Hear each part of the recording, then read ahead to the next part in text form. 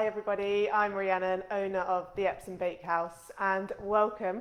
Today we're going to be talking all about how to adapt a recipe that you might have found for bread to make sure it suits your needs. Now, if you're enjoying all of these bread making tips, then please do like my page, and you can also sign up for more bread making tips and recipes on my newsletter, and I'll pop a link in the comments below. So today I'm discussing how you can adapt a recipe, and I'll be specifically talking about this recipe for this delicious Jubilee bread crown, which you can make this weekend. And please do let me know in the comments if you're thinking of baking.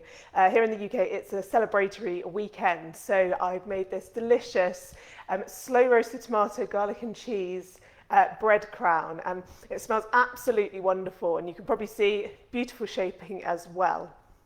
So perhaps you come across a bread recipe and you're thinking, I'd really like to do that, but it's not quite what I like, it's not quite the flavours that I enjoy.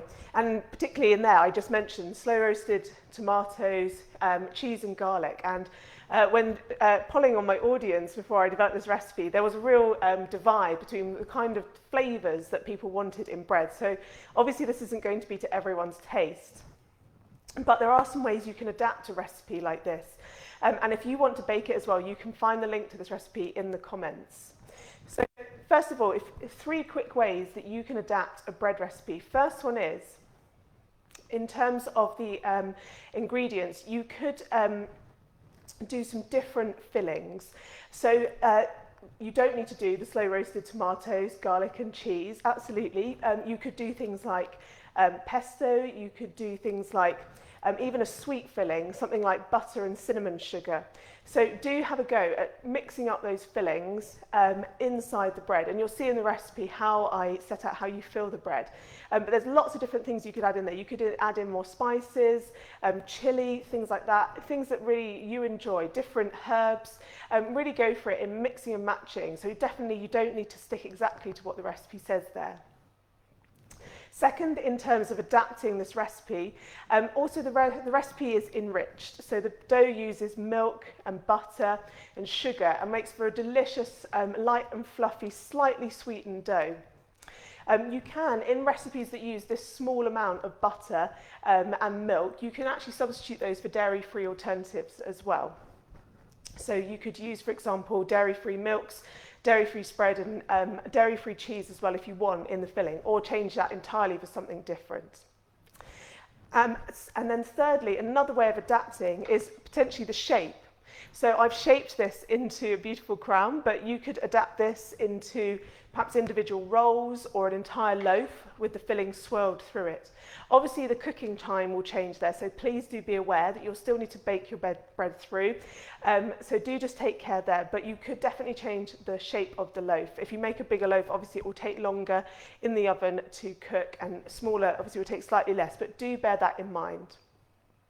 So that's 3 quick ways you could adapt this recipe. Changing the filling for something that you enjoy, and this dough does lend itself to sweet or savoury. You could change what goes into the dough, for example, using dairy-free milk instead of milk, as I've suggested in the recipe, and also changing the shaping, for example, making individual rolls. There are also a couple of things that I would suggest you don't do if you're looking to adapt a bread recipe that you have found. So first of all would be substituting flour like for like. So in this bread recipe, you're using strong white wheat bread flour, and that's with a protein content of above about 11 grams of protein, and it is white wheat flour, so that's with all the bran removed. In a recipe, I definitely would not suggest substituting that white wheat flour like for like and not changing anything else about the recipe. So for example, if you use wholemeal bread flour, or you wanted to substitute in, say, some rye, those things will not substitute like for like, one for one in the recipe. The recipe will be changed and you'll need to adapt it further. So just bear that in mind. It isn't a direct swap on types of flour in this recipe. That's not to say they can't be used, although rye would definitely not produce this kind of bread. It would produce a very different kind of bread. It's not to say they can't be used to bake breads, but you would be baking a very different recipe. So don't be substituting like for like on the flour front. And then secondly, on making the filling. I did just suggest there that you could substitute in different fillings if you'd like to change up the flavours in this dough.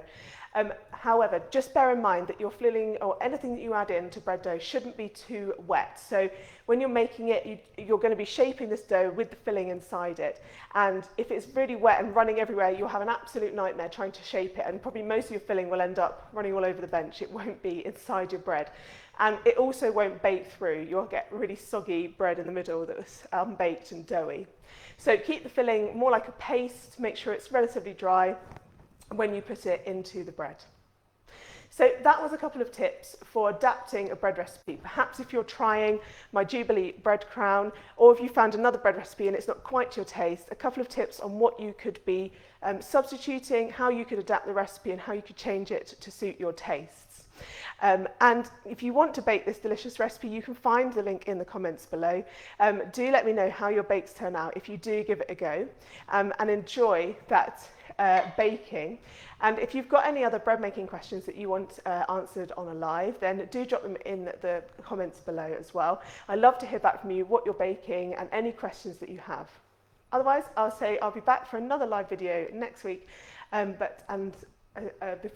then, bye for now.